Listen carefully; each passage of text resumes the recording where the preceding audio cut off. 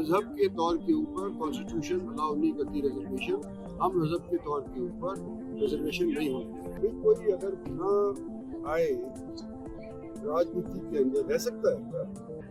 घर बैठे थोड़ी कोई जिताता है, ये तो पार्टी के सहयोग से ही तो जीतता है। देखो, संविधान के साथ हम बिल्कुल छेड़छाड़ नहीं करेंगे। देखो, कांग्रेस तो किसी न किसी मुद्दे के ऊपर वोट मांगेगी ही ना। यही हम रफ्तार अगर मापते रहे तो आने वाले समय के अंदर शायद इस लोकसभा क्षेत्र से सबसे रिकॉर्ड मतों से जीतेंगे।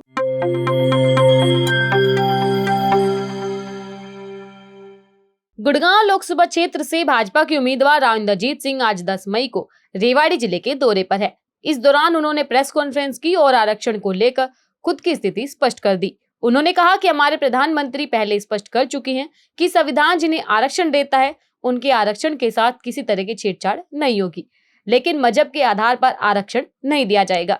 राव का यह बयान उनके लोकसभा क्षेत्र में शामिल मुस्लिम बहुल नूह जिले के बहुसंख्यक मुस्लिम मतदाताओं को रास नहीं आएगा, लेकिन राव जानते हैं कि उन्हें नूह से हमेशा की तरह इस बार भी अधिक समर्थन नहीं मिल रहा है।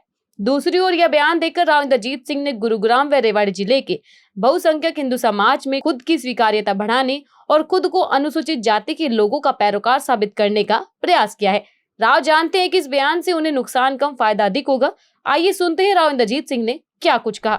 के तौर के ऊपर कभी सुस्त नहीं होना चाहिए, और चुनाव तो चुनाव ही होता है, तो मैं अपनी तरफ से पूरा प्रयास कर रहा हूँ, लोगों का सहयोग मांग रहा हूँ और मुझे सहयोग मिल भी रहा है छत्तीस बिरादरी का। आज के दिन मैं ये सोच रहा हूँ कि अगर यही हम रफ्तार अगर मापते रहे तो आने वाले समय के अंदर शायद इस लोकसभा क्षेत्र से सबसे रिकॉर्ड मतों से जीतेंगे। एक आरक्षण खत्म करने की बात है, जैसा आपने स्टेज से भी कहा कि एक समुदाय की तो गलत किया जो दे रहे हैं, बाकी जो जाति से आरक्षण चल रहा है।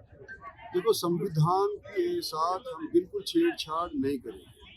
ये हमारे प्रधानमंत्री का, हमारे अमित शाह का, सभी का ये बयान आ चुका है, लेकिन फिर भी हमारी ऑपोजिशन वाली पार्टियां ये कोशिश कर रही है कि लोगों के अंदर भ्रम फैलाया जाए कि अगर इनको ज़्यादा मेजॉरिटी दे दी गई तो ये संविधान के साथ छेड़छाड़ करेंगे।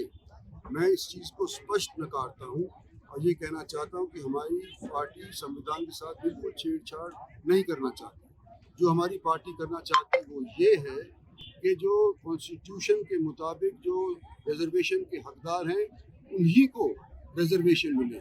जिन लोगों को कॉन्स्टिट्यूशन के ऊपर अधिकार नहीं है रिजर्वेशन का, उनको रिजर्वेशन ना मिले। यानी कि मजहब के तौर के ऊपर कॉन्स्टिट्यूशन अलाउ नहीं करती रिजर्वेशन, हम मजहब के तौर के ऊपर रिजर्वेशन नहीं होने देंगे। ठीक है। कांग्रेस प्रत्याशी आए थे अभी कुछ दिन पहले, तो उन्होंने सबसे पहले एमसी की बड़ी सौगात है क्षेत्र के लिए। उन्होंने कहा कि एक राजनीतिक खंभा है, दूसरा उन्होंने कहा कि खाने की यहाँ कमी है, और तीसरी उन्होंने कहा कि राव साहब कभी जनता के बीच में रहते नहीं। 3 आरोप उन्होंने इस तरह से लगाए। इधर देखिए राव साहब, हम इलेक्शन लड़ रहे हैं विकास के कार्यों के, और विकास के कार्यों के ऊपर कोई हमारे से बहस कर नहीं सकता। जिस तरह का हमने प्रयास किया है, चाहे किसी भी चीज़ का हो, इंफ्रास्ट्रक्चर के प्रोजेक्ट हो, रेलवे के प्रोजेक्ट हो, तो पर्सनल अटैक करने के में आता नहीं। भाई, कोई अगर बिना आए राजनीति के अंदर रह सकता है क्या? घर बैठे थोड़ी कोई जिताता है, ये तो पार्टी के सहयोग से ही तो जीतता है। तो अभी तक मैं 9 बार जीत चुका हूँ, तो पब्लिक ने सपोर्ट किया है, मुझे सराहा है, तभी तो मैं जीता हूँ। पब्लिक का मैं आदमी, जब तो मैं जीत रहा हूँ। इस बार भी मैं यही उम्मीद कर रहा हूँ कि पब्लिक मेरा सपोर्ट करेगी। पब्लिक के सपोर्ट से इस बार भी जीतूंगा, और मैं आने वाले समय के अंदर क्या बताऊँ, शायद इम्पोर्टेंट हो। एक वोट जिहाद की बात कर ले, और दूसरा मुसलमानों को आरक्षण देने की बात कर ले। प्रधानमंत्री जी लगातार इस विषय पर बोल रहे हैं, कहीं लगता है कि तुष्टीकरण की राजनीति कर रही है कांग्रेस। देखो, कांग्रेस तो किसी न किसी मुद्दे के ऊपर वोट मांगेगी ही ना। पहले तो कहते थे कि विकास नहीं हुआ, विकास नहीं हुआ, विकास नहीं हुआ। अब जब विकास का ब्यौरा हम पेश करने लग रहे हैं तो उनके पास कोई जवाब नहीं है। अब दूसरी चीज़ों के ऊपर उन्होंने ध्यान भटकाना शुरू कर दिया है। तो जिस तरह से वो काम कर रहे हैं, मेरे को नहीं सकता कि देश की जनता समझदार है, मैच्योर वोटर्स है, बड़ी हमारी डेमोक्रेसी है, उनकी बातों में लोग नहीं आते। एक मेवात भी कल गए थे आपने, मेवात की अगर बात कर रहे तो लगातार अब चुनाव में जाते रहे, लेकिन आपको वहां से जन समर्थन इतना नहीं मिल पाया। तो क्या इस बार लगता है कि कहीं ना कहीं पहले की बजाय स्थिति बेहतर हुई है? मेवात में भी मेरे को हर साल इलेक्शन में पहले की निस्बत ज़्यादा वोटिंग मिलती है, हिंदू की भी और मुसलमानों की तो मिलती भी है, मुसलमानों की भी मिलती है थोड़ी बहुत। लेकिन इस बार मेरे को ये लग रहा है कि उसके अंदर वृद्धि होगी, खासतौर पर जो हमारे अल्पसंख्यक लोग हैं उन लोगों की वृद्धि होगी, हमें आशा करते हैं।